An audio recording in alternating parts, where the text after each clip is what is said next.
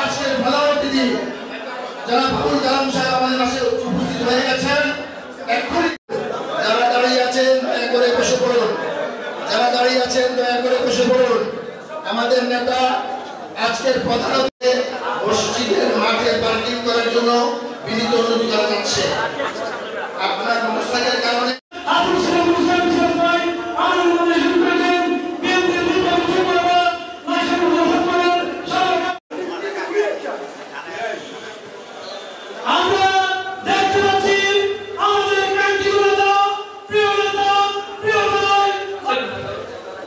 সভাপতি সাবেক কমিশনার আব্দুল রশিদ আমাদের মাঝে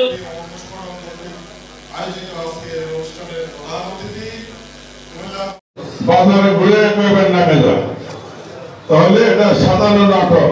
সুতরাং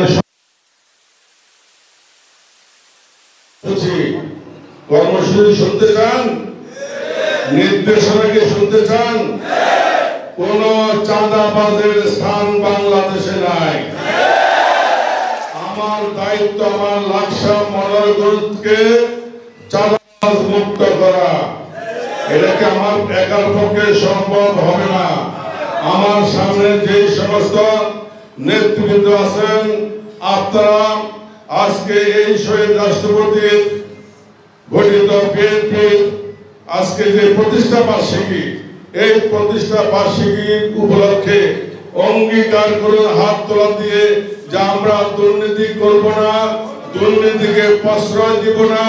সামাজিক দায়বদ্ধতা থেকে এই দুর্নীতিবাজকে আমাদের লাকসাম মনোরঞ্জন থেকে আমরা বিতাড়িত করব এবং